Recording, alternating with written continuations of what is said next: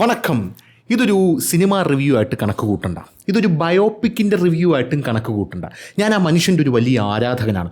ആ വലിയ ആരാധകനാണെന്ന് പറയുമ്പോൾ ആ ആരാധനയുടെ വലിപ്പം എത്രത്തോളമാണ് എന്നെനിക്ക് പറഞ്ഞു തരാൻ പോലും അറിയില്ല എന്നുള്ളതാണ്. അതായത് ഒരു മനുഷ്യനെക്കുറിച്ച് അടിമുതൽ മുടി വരെ ഒരാൾ പഠിച്ചു വച്ചിരിക്കണമെങ്കിൽ ആ മനുഷ്യനെ അയാൾ എന്തോരം ആരാധിക്കണം. അങ്ങനെ ഒരു ആരാധകനാണ് ഞാൻ. പറഞ്ഞു വരുന്നത് മൈക്കിൾ ജാക്സൻ്റെ ബയോപിക്കായിട്ടുള്ള മൈക്കിളിനെ കുറിച്ചാണ്. ഒരുപാട് നാളുകളായി മൈക്കിൾ ജാക്സൻ്റെ ആരാധകർ, എന്നെപ്പോലുള്ള മൈക്കിൾ ജാക്സൻ്റെ ആരാധകർ, നമ്മളെല്ലാം ബേസിക്കലി മൂൺ വാക്കേഴ്സ് എന്നാണ് ലോകത്തറിയപ്പെടുന്നത്. അപ്പോൾ അങ്ങനെയുള്ള ആരാധകർക്ക് കാത്തിരിക്കുന്ന ഒരു ബയോപിക്കാണ് മൈക്കിൾ എന്ന് പറയുന്ന ഈ ബയോപിക് എന്ന് പറയുന്നത്. ഇതിനോടകം തന്നെ ഏകദേശം 2000 കോടിയോളം ഇന്ത്യൻ മണി ലോകമെമ്പാടും കളക്ട് ചെയ്ത് മുന്നേറിക്കൊണ്ടിരിക്കുന്ന ഒരു പടമാണ് മൈക്കിൾ എന്ന് പറയുന്ന സിനിമ. ഈ സിനിമയെപ്പറ്റി പറയുമ്പോൾ യഥാർത്ഥത്തിൽ ഈ സിനിമയെപ്പറ്റി അറിയണമെങ്കിൽ നിങ്ങളൊരു മൈക്കിൾ ജാക്സൺ ആരാധകനായിരിക്കണം. എങ്കിൽ അതിൻ്റെ വികാരം പൂർണ്ണമായും ഉൾക്കൊണ്ട് നിങ്ങൾക്ക് ഇതിൻ്റെ റിവ്യൂ കേൾക്കാനായിട്ട് സാധിക്കുകയുള്ളൂ. അല്ലാത്ത ആൾക്കാർ ഈ സിനിമയെക്കുറിച്ച് അല്ലെങ്കിൽ ഈ ബയോപിക്കിനെ കുറിച്ച് റിവ്യൂ ചെയ്യുമ്പോൾ എനിക്ക് ഗൂസ് ബം മൊമെൻറ്റ്സ് കിട്ടിയില്ല, അവിടെ ഗൂസ് ബംസ് ആവാമായിരുന്നു, ഇവിടെ ഗൂസ് ബംസ് ആവാമായിരുന്നു, മറ്റിടത്ത് ഗൂസ് ബംസ് ആവാമായിരുന്നു, അതൊന്നും നമുക്ക് എന്നൊക്കെ പറയുന്ന പല കാഴ്ചകളുണ്ട്. പക്ഷേ മൈക്കിൾ ജാക്സനെ കുറിച്ച് പറയുമ്പോൾ യഥാർത്ഥത്തിൽ ഒരു മൈക്കിൾ ജാക്സൺ ഫാൻ ഈ സിനിമ കാണാൻ പോയി കഴിഞ്ഞാൽ കാല് നിലത്തുറക്കില്ല. അങ്ങനെയാണ് ഈ സിനിമ കണ്ടു തീർക്കുന്നത്. ഞാൻ ഈ സിനിമ 3 വട്ടം കണ്ടു. 3 വട്ടം കണ്ടിട്ടും എനിക്ക് മതിയായില്ല. 4ാമതൊരു വട്ടം കൂടെ ഐമാക്സിൽ കാണണമെന്ന് കൂടെ എനിക്ക് ആഗ്രഹമുണ്ട്. അങ്ങനെ മൈക്കിൾ ജാക്സനെ ആരാധിക്കുന്ന ഒരു വ്യക്തിയാണ് ഞാൻ. 1958 ഗ്യാരിയിലെ ഇൻഡിയാനയിൽ മൈക്കിൾ എന്ന് പറയുന്ന മൈക്കിൾ ജാക്സൺ ജനിച്ചത് തൊട്ട് അദ്ദേഹത്തിൻ്റെ പല പല പല പല ഘട്ടങ്ങളുണ്ടല്ലോ. 1978 അദ്ദേഹം ഓഫ് ദ വാൾ എന്ന് പറയുന്ന ആദ്യത്തെ ആൽബം ഇറക്കുന്നു. 1982 അദ്ദേഹം ത്രില്ലർ എന്ന് പറയുന്ന 2ാമത്തെ ആൽബം ഇറക്കുന്നു. 1987 ബാഡ് എന്ന് പറയുന്ന 3ാമത്തെ ആൽബം ഇറക്കുന്നു. 1992 അദ്ദേഹം ഡേഞ്ചറസ് എന്ന് പറയുന്ന 4ാമത്തെ ആൽബം ഇറക്കുന്നു. അത് കഴിഞ്ഞ് 1995 അടുപ്പിച്ച് അദ്ദേഹം ഹിസ്റ്ററി എന്ന് പറയുന്ന അദ്ദേഹത്തിൻ്റെ അടുത്ത ആൽബം ഇറക്കുന്നു. 2000 ഇൻവിസിബിൾ എന്ന് പറയുന്ന അദ്ദേഹത്തിൻ്റെ അടുത്ത ആൽബം വരുന്നു. ഇതെല്ലാം വന്നു കഴിഞ്ഞ് അതിനുശേഷം മൈക്കിൾ ജാക്സൻ്റെ ആൽബങ്ങളുടെ റീമിക്സ് ആയിട്ടുള്ള blood on the dance floor വരുന്നു. അത് 1997 എനിക്ക് തോന്നുന്നത്. അങ്ങനെ പല കാര്യങ്ങളും വരുന്നു. അതിൻ്റെ ഇടയിൽ ഗോസ്റ്റ് വരുന്നു. അങ്ങനെ പല കാര്യങ്ങളും വരുന്നു. 2009 ആയപ്പോഴേക്കും അദ്ദേഹം ഈ ലോകത്തോട് വിട പറഞ്ഞു. മൈക്കിൾ ജാക്സനെ കുറിച്ച് പറയുകയാണെങ്കിൽ ഈ ലോകത്ത് മൈക്കിൾ ജാക്സൺ ഒരു കമ്പാരിസൺ ഇല്ല. അതിനിപ്പോൾ ആരൊക്കെ ജനിച്ചു വന്നാലും ഇല്ലെന്നാണ് ഞാൻ വിചാരിക്കുന്നത്. കാരണം മൈക്കിൾ ജാക്സൺ എന്ന് പറയുന്ന ഒരു വ്യക്തി, അദ്ദേഹത്തിന് ഈ ലോകത്തൊരു കമ്പാരിസൺ ഇല്ലടേ. ഈ ലോകത്ത് ഏത് തട്ടിലിട്ട് നോക്കിയാലും മൈക്കിൾ ജാക്സന് കമ്പാരിസൺ ഇല്ല. മൈക്കിൾ ജാക്സൺ എന്ന് പറയുന്ന മനുഷ്യനെ ആയിട്ട് ഇന്ന ഒരാളെ കമ്പയർ ചെയ്യാൻ പറ്റും. അങ്ങനെ പറ്റുമെങ്കിൽ ചിലപ്പോൾ അത് ദൈവത്തിനെ മാത്രമേ കമ്പയർ ചെയ്യാൻ പറ്റത്തുള്ളൂ. ഈവൻ ജീസസും മൈക്കിൾ ജാക്സനുമായിട്ട് കമ്പയർ ചെയ്യാം, അല്ലെങ്കിൽ മുഹമ്മദ് നബിയും മൈക്കിൾ ജാക്സനുമായിട്ട് കമ്പയർ ചെയ്യാം, ശ്രീകൃഷ്ണനും മൈക്കിൾ ജാക്സനുമായിട്ട് കമ്പയർ ചെയ്യാം. കാരണം ഇവരുടെയൊക്കെ പോപ്പുലാരിറ്റിക്കും മുകളിലാണ് മൈക്കിൾ ജാക്സൻ്റെ പോപ്പുലാരിറ്റി എന്നാണ് ദ ഗാർഡിയൻ ഒരിക്കൽ എഴുതിയത്. അതായത് യേശുക്രിസ്തുവിനെക്കാട്ടിലും പോപ്പുലറാണ് മൈക്കിൾ ജാക്സൺ എന്ന് യഥാർത്ഥത്തിൽ ദ ഗാർഡിയൻ എന്ന് പറയുന്ന പത്രം ഒരിക്കൽ എഴുതിയിട്ടുണ്ട്. ഈ ലോകത്തിൽ 5 ബില്യൺ ആൾക്കാരുണ്ടായിരുന്ന സമയത്ത് ഏകദേശം 4.8 ബില്യൺ ആൾക്കാരും മൈക്കിൾ ജാക്സനെ അറിയുന്നവരായിരുന്നു എന്നുള്ളതാണ്. നമ്മളൊരു കാര്യം ആലോചിച്ചു. ഇൻ്റർനെറ്റും കാര്യങ്ങളും ഒന്നുമില്ലാത്തൊരു സമയത്ത് 1982 മൈക്കിൾ ജാക്സൻ്റെ ബീറ്റ് ഇറ്റ് എന്ന് പറയുന്ന പാട്ട് വരുന്നു. 84 ആയപ്പോഴേക്കും മോഹൻലാലിൻ്റെ നോക്കത്താ ദൂരത്ത് കണ്ണുനട്ട് എന്ന് പറഞ്ഞ സിനിമയിൽ ആ പാട്ട് പ്ലേ ചെയ്യുന്നു. എന്നിട്ട് മോഹൻലാൽ ഡാൻസ് കളിക്കുന്ന ഒരു സീനുണ്ട് അതിനകത്ത്. ഈ അമേരിക്കയിൽ കിടക്കുന്ന ഈ പാട്ട് ഇങ്ങ് കേരളത്തിൽ, ഈ കൊച്ചു കേരളത്തിൽ ഇൻ്റർനെറ്റോ കാര്യങ്ങളോ പോലും ഇല്ലാതെ കടൽ കടന്ന് വെറും 2 വർഷത്തിനുള്ളിൽ ഇങ്ങെത്തി. കൃത്യമായിട്ട് അത് മോഹൻലാൽ പോലെ അന്നത്തെ സൂപ്പർ സ്റ്റാറിൻ്റെ ഒരു പടത്തിൽ അത് പ്ലേ ചെയ്യണമെങ്കിൽ മൈക്കിൾ ജാക്സൻ്റെ റേഞ്ച് എന്തായിരിക്കും എന്ന് നിങ്ങളൊന്ന് ആലോചിച്ച് നോക്കിയാൽ മാത്രം മതി. ഈ ബയോപിക് തുടങ്ങുന്നത് തന്നെ മൈക്കിൾ ജാക്സൻ്റെ അച്ഛൻ്റെ ക്രൂരതകളിലൂടെയാണ്. മൈക്കിൾ ജാക്സൻ്റെ അച്ഛൻ ഒരുപാട് ക്രൂരതകൾ മൈക്കിൾ ജാക്സനോട് കാണിച്ചിട്ടുണ്ട്. മൈക്കിൾ ജാക്സനെ കളിക്കാൻ വിടില്ല. മൈക്കിൾ ജാക്സനെ എപ്പോഴും പ്രാക്ടീസ് എന്ന് പറഞ്ഞ് മൈക്കിൾ ജാക്സനെ ചുമ്മാ ഇങ്ങനെ പ്രാക്ടീസ് ചെയ്യിപ്പിച്ചുകൊണ്ടേയിരിക്കും. ഉറക്കം എണീച്ച് വന്നാൽ മൈക്കിൻ്റെ ഫ്രണ്ടിൽ വന്നിരിക്കണം, അല്ലെങ്കിൽ ബെൽറ്റിനടിക്കും. മൈക്കിൾ ജാക്സനെ ബോഡി ഷെയിം ചെയ്യും. ബിഗ് നോസ്, അതായത് വലിയ മൂക്കുള്ള, നീ ചിമ്പാൻസി പോലെയാണ് ഇരിക്കുന്നത് എന്ന് മൈക്കിൾ ജാക്സനെ പറഞ്ഞ് എപ്പോഴും മൈക്കിൾ ജാക്സൻ്റെ അപകർഷതാബോധത്തെ വളർത്തിക്കൊണ്ടിരിക്കും. അങ്ങനെ ഒരു അച്ഛനായിരുന്നു ജോസഫ് ജാക്സൺ എന്ന് പറയുന്നത്. മൈക്കിൾ ജാക്സനെ ബെൽറ്റിനിട്ട് അടിക്കുന്ന സീനൊക്കെ ഇതിനകത്ത് നല്ലപോലെ ചിത്രീകരിച്ച് വെച്ചിട്ടുണ്ട്. അപ്പോൾ മൈക്കിൾ ജാക്സൺ പറഞ്ഞിട്ടുണ്ട്, എൻ്റെ അമ്മ മാത്രമേ ആ സമയത്ത് എനിക്കുള്ളായിരുന്നുള്ളൂ എന്ന് പറഞ്ഞിട്ടുണ്ട്. അത് കഴിഞ്ഞ് മൈക്കിൾ ജാക്സൺ കുട്ടിക്കാലത്ത് തന്നെ ഫേമസ് ആയി. പിന്നെ വേറെ കുട്ടികളോട് കളിക്കാൻ പോകാനും മൈക്കിൾ ജാക്സന് പറ്റില്ല. കാരണം കുട്ടികളോട് കളിക്കാൻ പോകുമ്പോൾ കുട്ടികൾ oh my god Michael Jackson എന്ന് പറഞ്ഞ് ഇങ്ങനെ കാണുകയാണ് അത്ഭുതത്തോടു കൂടി. അല്ലാതെ വാ കളിക്കാം എന്നല്ല അവർ പറയുന്നത്. ഒരു ഓട്ടോഗ്രാഫ് തരൂ എന്നാണ് മൈക്കിൾ ജാക്സനോട് ചോദിക്കുന്നത്. ഈ സംഭവം മൈക്കിൾ ജാക്സൺ ഈ ബയോപിക്കിൽ മൈക്കിൾ ജാക്സൻ്റെ അമ്മയോട് പറയുന്ന ഒരു സീനൊക്കെ ഇത് കൃത്യമായിട്ട് എടുത്തു വെച്ചിട്ടുണ്ട്. അപ്പോൾ അങ്ങനത്തെ ഒരു ബാല്യകാലം, മൈക്കിൾ ജാക്സൻ്റെ അച്ഛൻ്റെ ക്രൂരതകൾ ഒക്കെ കാണിക്കുന്നുണ്ട്. പേഴ്സണലി ഞാനൊരു കാര്യം പറയാം, എനിക്ക് യഥാർത്ഥത്തിൽ മൈക്കിൾ ജാക്സൻ്റെ അച്ഛനോട് പലപ്പോഴും ഒരു റെസ്പെക്റ്റ് തോന്നിയിട്ടുണ്ട്. അതായത് മൈക്കിൾ ജാക്സൺ എന്ന് പറയുന്ന ഈ ഒരു മനുഷ്യനെ വാർത്തെടുക്കുന്നതിൽ, അതിനിപ്പോൾ ക്രൂരത കാണിച്ചോട്ടെ കാണിക്കാതിരുന്നോട്ടെ, ജോസഫ് ജാക്സൺ എന്ന് പറയുന്ന മൈക്കിൾ ജാക്സൻ്റെ അച്ഛന് വലിയ പങ്കുണ്ട്. ആ മനുഷ്യൻ മൈക്കിൾ ജാക്സനെ ഇത്രയധികം കർക്കശ്യമായിട്ട് വളർത്തിയില്ലെങ്കിൽ, നമ്മുടെ സന്തോഷ് ജോർജ് കുളങ്ങര പറയുമല്ലോ, അതായത് സക്സസ് എന്ന് പറഞ്ഞാൽ വെറുതെ വരുന്നതല്ല, അത് ഹാർഡ് വർക്കിലൂടെ വരൂ. ജോസഫ് ജാക്സൺ മൈക്കിൾ ജാക്സനെ ഹാർഡ് വർക്ക് ചെയ്യിക്കാതെ, അതായത് മൈക്കിൾ ജാക്സനെ രാവിലെ എണീച്ച് ബെൽറ്റിന് അടി കൊടുത്ത് പാട്ട് പാടിപ്പിച്ച് ഡാൻസ് പഠിപ്പിച്ച് അത് മൈക്കിൾ ജാക്സൺ ഒരു 10-20 കൊല്ലം ഈ ദിനചര്യയിലൂടെ കടത്തി വിട്ടില്ലായിരുന്നുവെങ്കിൽ മൈക്കിൾ ജാക്സൺ ഇന്ന് നമ്മൾ അറിയപ്പെടുന്ന മൈക്കിൾ ജാക്സനായി മാറില്ല എന്നുള്ളതാണ് സത്യമായിട്ടുള്ളൊരു കാര്യം. ഇത് മൈക്കിൾ ജാക്സൻ്റെ കാര്യം മാത്രമല്ല, ജാക്കി ചാൻ്റെ കാര്യം എടുത്ത് നോക്കിക്കോളൂ. ജാക്കി ചാൻ പഠിക്കാൻ മണ്ടനായിരുന്ന ജാക്കി ചാൻ പിന്നീട് അവിടെ ഈ അക്വസ്റ്റിക്സും സർക്കസും പാർക്കറിങ്ങും കുങ്ഫുവും ഒക്കെ പരിശീലിപ്പിക്കുന്ന ഒരു കളരിയുണ്ട്. അധ്യാപകൻ്റെ അടുത്ത് പോയി ചേരുകയാണ്. അങ്ങനെ ചേരുമ്പോൾ ജാക്കി ചാൻ്റെ അച്ഛൻ എഴുതി ഒപ്പിട്ട് കൊടുക്കണം, ഇവനൊരു 10-20 കൊല്ലം ഇവിടെ കാണും, അപ്പോൾ ഈ പഠിക്കുന്നതിൻ്റെ ഇടയിൽ ഇയാൾ മരിച്ചു പോയാൽ ഞങ്ങൾ റെസ്പോൺസിബിൾ ആയിരിക്കില്ല. അപ്പോൾ അത് എഴുതി ഒപ്പിട്ട് കൊടുത്തിട്ട് വേണം ജാക്കി ചാൻ അവിടെ കയറാനായിട്ട്. കൊച്ചുകുട്ടിയായിരുന്നു എന്ന്. അങ്ങനെ കയറിയിട്ടാണ് ഇന്ന് കാണുന്ന നമ്മുടെ ജാക്കി ചാൻ ഉണ്ടാകുന്നത്. ഇന്ന് കാണുന്ന ജാക്കി ചാനെ നമ്മൾ കാണുന്നുള്ളൂ. 20 കൊല്ലം ജാക്കി ചാൻ അനുഭവിച്ച കഷ്ടപ്പാടൊന്നും നമ്മൾ കാണുന്നില്ല. അപ്പോൾ ഇങ്ങനെ മൈക്കിൾ ജാക്സനെ ഇങ്ങനെ ട്രെയിൻ ചെയ്തില്ല അല്ലെങ്കിൽ മൈക്കിൾ ജാക്സൺ കൊച്ചു പിള്ളേരുടെയൊക്കെ കളിച്ച് വളർന്ന് അവരിൽ ഒരാളായി ഒരു സാധാരണ മനുഷ്യനായി ആ ടാലൻറ്റ് ഒരു ഹിഡൻ ടാലൻ്റായിട്ട് തന്നെ ഇരുന്ന് പോയേനെ എന്ന് പലപ്പോഴും എനിക്ക് തോന്നിയിട്ടുണ്ട്. അത് വളരെ ക്രൂരമായിട്ടുള്ളൊരു തോന്നലാണെന്ന് എനിക്കറിയാം. പക്ഷേ അങ്ങനെ അല്ലായിരുന്നുവെങ്കിൽ മൈക്കിൾ ജാക്സൺ നമുക്ക് കിട്ടില്ലായിരുന്നു എന്നാണ് എനിക്ക് പേഴ്സണലി എനിക്ക് തോന്നിയിട്ടുള്ളത്. നിങ്ങൾക്ക് എന്നോട് വിയോജിക്കാം. അപ്പോൾ അങ്ങനെയാണ് കാര്യങ്ങൾ മുന്നോട്ട് പോകുന്നത്. അത് കഴിഞ്ഞ് മൈക്കിൾ ജാക്സൺ എന്ന് പറയുന്ന വ്യക്തി 1978 സോളോ ആൽബമായിട്ടുള്ള ഓഫ് ദ വാൾ പുറത്തിറക്കുന്നു. ഈ ഓഫ് ദ വാൾ പുറത്തിറക്കുമ്പോൾ ലോകമിളകി മറിയുകയാണ് ആ പാട്ടുകളിലൂടെ തന്നെ. Don't stop till you get enough, of the wall എന്ന് പറയുന്ന പാട്ട്, റോക്ക് വിത്ത് യു എന്ന് പറയുന്ന പാട്ട്, അങ്ങനെ പല വർക്കിംഗ് ഡേ ആൻഡ് നൈറ്റ് എന്ന് പറയുന്ന പാട്ട്, ഇങ്ങനെ പല പാട്ടുകൾ അതിനകത്തുണ്ട്. ലോകമിളകി മറിയുകയാണ്. എന്നിട്ടും മൈക്കിൾ ജാക്സൻ്റെ ഉള്ളിൽ ആ ഒരു തീ അണയുന്നില്ല. മൈക്കിൾ ജാക്സൺ പിന്നീട് ക്വിൻസി ജോൺസ് എന്ന് പറയുന്ന ഒരു മ്യൂസിക് പ്രൊഡ്യൂസറെ സംഘടിപ്പിച്ച് മൈക്കിൾ ജാക്സൺ പറയുന്നു, എനിക്ക് ലോക പ്രശസ്തനാകണം. അതായത് മൈക്കിൾ ജാക്സൺ തന്നെ നേരത്തെ എഴുതിയ കുറിപ്പുകൾ പുറത്തു വന്നിട്ടുണ്ട്. പോസ്റ്റ്മസ്ലിയാണ് പുറത്തു വന്നത്. അതായത് മൈക്കിൾ ജാക്സൺ കുട്ടിയായിരുന്നപ്പോൾ തന്നെ മൈക്കിൾ ജാക്സൺ തൻ്റെ ഫ്യൂച്ചർ എഴുതി വെച്ചിട്ടുണ്ടായിരുന്നു. അതായത് ഞാൻ ലോകത്ത് ഇന്ന പൊസിഷനിലെത്തും, എന്നെ ബീറ്റ് ചെയ്യാൻ ഈ ലോകത്തൊരാളും കാണില്ല, ഞാൻ ഗ്രേറ്റസ്റ്റ് ഓഫ് ഓൾ ടൈം ആയിരിക്കും, എല്ലാ അർത്ഥത്തിലും ഞാൻ അത് തന്നെ ആയിരിക്കും. അപ്പോൾ കുട്ടിയായിരുന്ന മൈക്കിൾ ജാക്സൺ എഴുതിയ കത്താണ് ഇപ്പോൾ പുറത്തു വന്നിട്ടുള്ളത്. അങ്ങനെ മൈക്കിൾ ജാക്സൺ ത്രില്ലർ എന്ന് പറയുന്ന ആൽബം ഇറക്കാൻ പോവുകയാണ്. ഇന്നും ത്രില്ലറിനെ ലോകത്ത് ഒരു ആൽബവും മറികടന്നിട്ടുമില്ല, പൊട്ടിച്ചിട്ടുമില്ല സെയിൽസിൻ്റെ കാര്യത്തിൽ. ത്രില്ലറാണ് ഇപ്പോഴും ലോകത്തിലെ ഏറ്റവും വിറ്റഴിക്കപ്പെട്ടിട്ടുള്ള ആൽബം.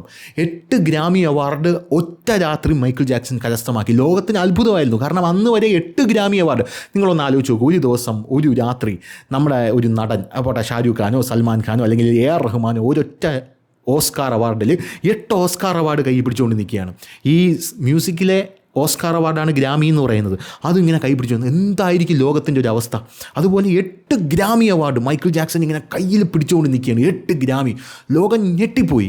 പോരാത്തതിന് ഈ ത്രില്ലർ എന്ന് പറയുന്ന ആൽബം ലോകത്തെ ഇളക്കി മറിച്ചുകൊണ്ടിരിക്കുകയാണ്. അതിൻ്റെ കൂടെയാണ് മോട്ടൗൺ എന്ന് പറയുന്ന മൈക്കിൾ ജാക്സൺ കുട്ടിയായിരുന്നു. അപ്പോൾ ജാക്സൺ 5 എന്ന് പറയുന്ന ബാൻഡായിരുന്നു. ആ ബാൻഡിൽ മൈക്കിൾ ജാക്സനെ പ്രൊഡ്യൂസ് ചെയ്തതും മൈക്കിൾ ജാക്സനെ കെയർ ചെയ്തതും ആൽബംസ് ഇറക്കിയതൊക്കെ മോട്ടൗൺ ആണ്. മോട്ടൗൺ മൈക്കിൾ ജാക്സനുമായിട്ടുള്ള കരാറ് പിരിഞ്ഞു. മൈക്കിൾ ജാക്സനുമായിട്ടുള്ള കരാറല്ല, മൈക്കിൾ ജാക്സൻ്റെ അച്ഛനായിരുന്നു അന്ന് ഇതൊക്കെ നോക്കിക്കൊണ്ടിരുന്നത്. അത് പിരിഞ്ഞ ശേഷം മൈക്കിൾ ജാക്സൺ ഈ ലെവലിലെത്തിയപ്പോൾ മോട്ടൗൺ തകർച്ചയുടെ വക്കിലോട്ട് പോയി. അപ്പോൾ മൈക്കിളിനോടൊന്ന് പറഞ്ഞു, നമ്മുടെ 25ാമത് ആനിവേഴ്സറിക്ക് ഒന്ന് വന്ന് പെർഫോം ചെയ്യണം എന്ന് മൈക്കിളിനോട് പറഞ്ഞു. മൈക്കിൾ ജാക്സൺ പോയി പെർഫോം ചെയ്തു. ചരിത്രത്തിലാദ്യമായി, അല്ലെങ്കിൽ അന്ന് ലോകം ആ ഒരു പാട്ട് അല്ലെങ്കിൽ ആ ഒരു മ്യൂസിക് വീഡിയോ ഇന്നും തരംഗമാണ്. ആ തരംഗം ഇന്നും അവസാനിച്ചിട്ടില്ല എന്നുള്ളതാണ്. അത് ഇനി അവസാനിക്കാനും പോണില്ല. First moonwalk, Billie Jean എന്ന് പറയുന്ന പാട്ടിലൂടെ മൈക്കിൾ ജാക്സൻ്റെ ആദ്യത്തെ മൂൺ വാക്ക് അവിടെ ജനിക്കുകയാണ്. ഫസ്റ്റ് മൂൺ വാക്ക്. അത് മൈക്കിൾ ജാക്സൺ എവിടെ നിന്നാണ് പ്രാക്ടീസ് ചെയ്തതെന്ന് അറിയാമോ? മൈക്കിൾ ജാക്സൺ മേക്കപ്പ് റൂമിൽ നിന്നാണ് മൂൺ വാക്ക് പ്രാക്ടീസ് ചെയ്തത്. എന്നിട്ട് മൈക്കിൾ ജാക്സൺ പിൽക്കാലത്ത് പറയുന്നുണ്ട്, അന്ന് ഞാൻ ചെയ്ത ആദ്യത്തെ മൂൺ വാക്ക് ശരിയായില്ല എന്ന് മൈക്കിൾ ജാക്സൺ പറയുന്നു. പക്ഷേ അത് കണ്ടവരെല്ലാവരും ഞെട്ടിപ്പോയി. ഇതെന്താണ് ഇങ്ങനൊരു സ്റ്റെപ്പ് എന്നുള്ള രീതിയിലായി കാര്യങ്ങളുടെ പോക്കെന്ന് പറയുന്നത്. അങ്ങനെ ത്രില്ലർ ആൽബം ഇറക്കി. പിന്നെ മൈക്കിൾ ജാക്സൺ കൂട്ടുകാരും ഇല്ലാത്തതുകൊണ്ട് മൈക്കിൾ ജാക്സൺ ബബിൾസ് എന്ന് പറയുന്നൊരു ചിമ്പാൻസിയെ മേടിച്ച് വളർത്തുന്നുണ്ടായിരുന്നു. ആ ബബിൾസുമായിട്ടൊക്കെ മൈക്കിൾ ജാക്സൺ ഒരു കപ്പിലാണ് ചായ കുടിക്കുന്നത്. ചിലപ്പോൾ ഇയാൾക്ക് വട്ടാണോ എന്ന് പോലും നമുക്ക് തോന്നിപ്പോവും. അത്രയ്ക്കൊരു കുട്ടിത്തമുള്ളൊരു സ്വഭാവമായിരുന്നു, ഒരു ചൈൽഡായിരുന്നു മൈക്കിൾ ജാക്സൺ. അപ്പോഴും ഇപ്പോഴും മരണസമയത്ത് മൈക്കിൾ ജാക്സൺ ഒരു കുട്ടിയായിരുന്നു. അപ്പോൾ അങ്ങനെ ആ ഒരു കപ്പിൽ വിഷ്വൽസ് ഒക്കെ ഉണ്ട്. മൈക്കിൾ ജാക്സൺ ആ ചായ കുടിച്ചിട്ട് ബബിൾസിൻ്റെ വായിക്കകത്ത് വെച്ച് കൊടുക്കുന്നു, വീണ്ടും മൈക്കിൾ ജാക്സൺ കുടിക്കുന്നു, വീണ്ടും ബബിൾസ് അത് എത്തിപ്പിടിക്കാൻ നോക്കും, മൈക്കിൾ ജാക്സൺ ഇങ്ങനെ കാണിക്കുന്നു, അവിടെ ഇരിക്കാൻ പറയുന്നു. ഇത് സൈൻ ലാംഗ്വേജാണ്. അതിങ്ങനെ ഇരിക്കാം, കൊരങ്ങനെ അവിടെ ഇങ്ങനെ ഇരിക്കുന്നു, ആ ചിമ്പാൻസി അങ്ങനെ ഇരിക്കുന്നു, അങ്ങനെയുണ്ട്. പിന്നീട് 1987 ആയപ്പോഴേക്കും മൈക്കിൾ ജാക്സൺ ബാഡ് ആൽബം ഇറക്കി. ചരിത്രത്തിലാദ്യമായിട്ട് 6 പാട്ടുകൾ ബിൽബോർഡിൽ നമ്പർ 1 ആയ ഒരേ ഒരു ആൽബം ബാഡ് ആൽബമാണ്. ബാഡ് എന്ന് പറയുന്ന പാട്ട് നമ്പർ 1 ആയി. The way you make me feel എന്ന് പറയുന്ന പാട്ട് നമ്പർ 1 ആയി. സ്മൂത്ത് ക്രിമിനൽ എന്ന് പറയുന്ന പാട്ട് നമ്പർ 1 ആയി. ഡേർട്ടി ഡയാന എന്ന് പറയുന്ന പാട്ട് നമ്പർ 1 ആയി. മാൻ ഇൻ ദ മിറർ എന്ന് പറയുന്ന പാട്ട് നമ്പർ 1 ആയി. അങ്ങനെ ലീവ് മീ അലോൺ എന്ന് പറയുന്ന പാട്ട് നമ്പർ 1 ആയി. അങ്ങനെ എല്ലാം നമ്പർ 1 ആയി.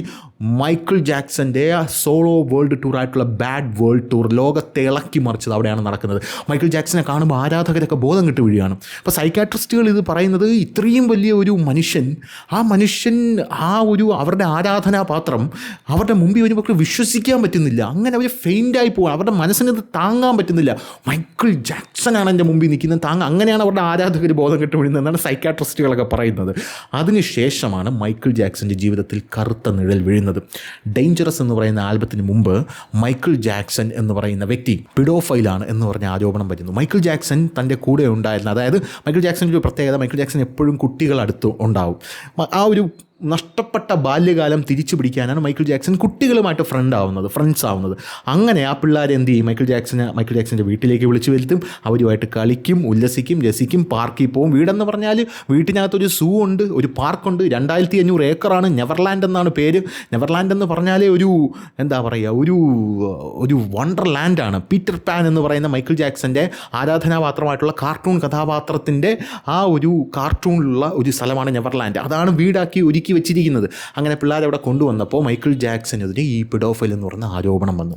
ഡേഞ്ചറസ് വേൾഡ് ടൂറിൽ, ആദ്യത്തെ വേൾഡ് ടൂറിൽ, അതായത് ഡേഞ്ചറസ് എന്ന് പറയുന്ന ആൽബം ഇറക്കിയപ്പോൾ ആദ്യത്തെ വേൾഡ് ടൂർ നടത്തുമ്പോൾ മൈക്കിൾ ജാക്സൺ തൻ്റെ കണ്ണിൽ നിന്ന് എടുക്കുമ്പോൾ മൈക്കിൾ ജാക്സൻ്റെ കണ്ണ് കലങ്ങിയിരിക്കുന്നത് കാണാം.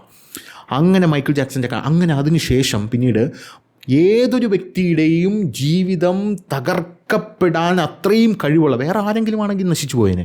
പക്ഷേ മൈക്കിൾ ജാക്സൺ പിന്നീടും വന്നു, ആൽബം ഇറക്കി, കേസ് 2005 ജയിച്ചു, ആ മനുഷ്യനായിട്ട് പെടാപ്പാട് പെടുത്തി. അതിനുശേഷമൊന്നും ഞാൻ കൂടുതലൊന്നും പറയുന്നില്ല. 2009 ആയപ്പോഴേക്കും മൈക്കിൾ ജാക്സൺ അന്തരിച്ചു.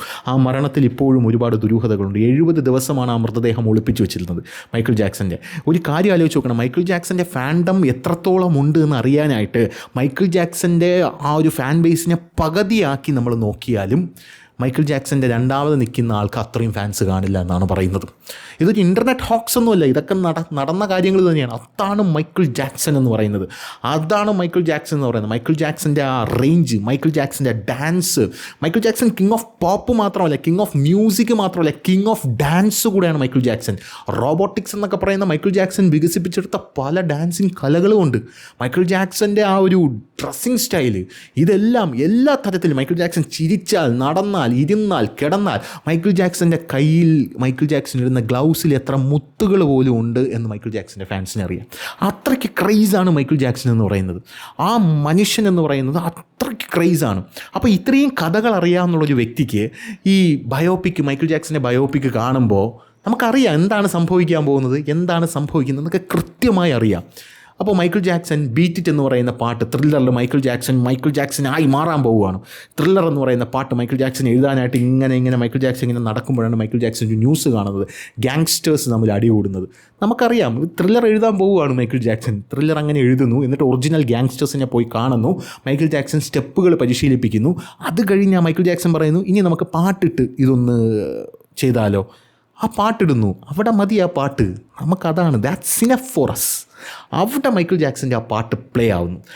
അല്ലാതെ മൈക്കിൾ ജാക്സൺ മറ്റേ നന്ദമൂരി ബാലയ്യ വരുന്നത് പോലെ മൈക്കിൾ ജാക്സൺ വന്നിട്ട് ഇനി ഒരു പാട്ടായി കളയാം പ്ലേ എന്ന് പറഞ്ഞ് അങ്ങനെയൊന്നും അല്ല.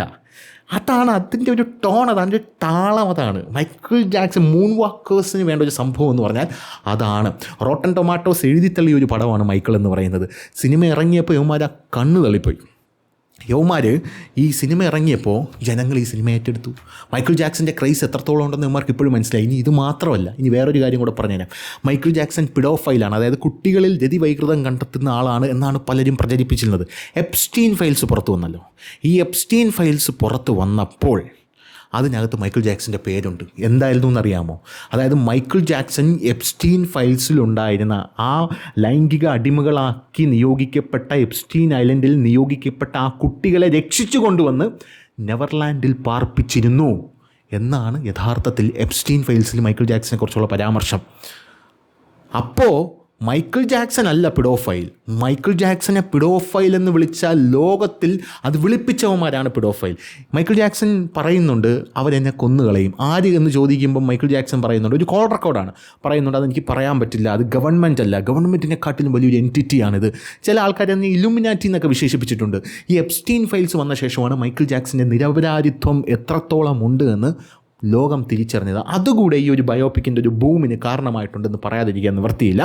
മൈക്കിൾ ജാക്സൻ്റെ ബയോപിക്ക് കാണുന്ന ആൾക്കാർ യഥാർത്ഥത്തിൽ ആ മൈക്കിൾ ജാക്സൻ്റെ ആ ഒരു ഡിസ്കോഗ്രാഫിയിലൂടെ ഒന്ന് കടന്നു പോകണം. ഡിസ്കോഗ്രാഫിയിലൂടെ അങ്ങനെ കടന്നു പോയി അത് നമ്മൾ ഉൾക്കൊണ്ടാൽ മാത്രമേ നമുക്കത് ആസ്വദിക്കാനായിട്ട് പറ്റൂ. എല്ലാവർക്കും ചിലപ്പോൾ ഇഷ്ടപ്പെടണമെന്നില്ല ഇത്. എങ്കിലും നമുക്കറിയാമല്ലോ മൈക്കിൾ ജാക്സൺ എന്ന് പറയുന്ന വ്യക്തിയുടെ ഒരു പാട്ട് ഒരു തവണ കേട്ടാൽ, ഞാൻ മൈക്കിൾ ജാക്സൻ്റെ ഫാനാവുന്നത് they don't really care about us എന്ന് പറഞ്ഞ മൈക്കിൾ ജാക്സൻ്റെ ഒരു പാട്ടുണ്ട്. അത് പണ്ട് കേബിളിൽ ഒരു തവണ ഇട്ടപ്പോൾ, കേബിൾ ടി വി ആയിരുന്നു അത്, കേബിൾ ടി വിയിൽ ഒരു തവണ ഇട്ടപ്പോൾ ഞാൻ ഒരു തവണ മാത്രമേ ആ പാട്ട് കേട്ടുള്ളൂ. ഒരു തവണ കേട്ടപ്പോൾ എൻ്റെ ഉള്ളിലൂടെ ഒരു തീപ്പൊരി അങ്ങ് കടന്നുപോയി. അങ്ങനെ കടന്നു പോയിട്ട് പിന്നെ മൈക്കിൾ ജാക്സൻ്റെ ഓരോ സോങ്സായിട്ട് ഞാൻ തിരഞ്ഞു പിടിച്ച് കേൾക്കാൻ തുടങ്ങി, അങ്ങനെ പാടാൻ തുടങ്ങി, അങ്ങനെ മൈക്കിൾ ജാക്സൻ്റെ സ്റ്റെപ്സ് അനുകരിക്കാൻ തുടങ്ങി. അങ്ങനെ മൈക്കിൾ ജാക്സൻ്റെ ഡിസ്കോഗ്രാഫി ഒരു ഇത്ര CD എൻ്റെ കയ്യിലുണ്ടായിരുന്നു, ഇത്ര CD. ത്രില്ലർ ഉണ്ടായിരുന്നു, മൈക്കിൾ ജാക്സൻ്റെ വിക്ടറി വേൾഡ് ടൂർ ഉണ്ടായിരുന്നു, ഡെസ്റ്റിനി വേൾഡ് ടൂർ ഉണ്ടായിരുന്നു, ട്രയംഫ് വേൾഡ് ടൂർ ഉണ്ടായിരുന്നു, ബാഡ് വേൾഡ് ടൂർ ഉണ്ടായിരുന്നു, ഡേഞ്ചറസ് വേൾഡ് ടൂർ ഉണ്ടായിരുന്നു. ഡേഞ്ചറസ് വേൾഡ് ടൂറിൻ്റെ എന്നൊക്കെ പറഞ്ഞാൽ HD 60 FPS ആ ഒരു ഇത് എൻ്റെ കയ്യിലുണ്ടായിരുന്നു. ഹിസ്റ്ററി ഉണ്ടായിരുന്നു, അങ്ങനെ എല്ലാം ഉണ്ടായിരുന്നു. 10ാം ക്ലാസ്സിൽ മാർക്ക് കുറഞ്ഞെന്ന് പറഞ്ഞാൽ അമ്മ അതെല്ലാം എടുത്ത് കിണറ്റിയിട്ട് അവൻ്റെ കുഞ്ഞമ്മേരെ മൈക്കിൾ ജാക്സൺ എന്ന് പറഞ്ഞു. അതും എനിക്ക് വേദനാജനകമായിട്ടുള്ളൊരു ദിവസമായിരുന്നു. അപ്പോൾ അതാണ് മൈക്കിൾ ജാക്സൻ്റെ ബയോപിക്കിനെ കുറിച്ച് പറയാനുള്ളത്. ഇത് ജസ്റ്റ് ഒന്ന് പറയണമെന്ന് തോന്നി.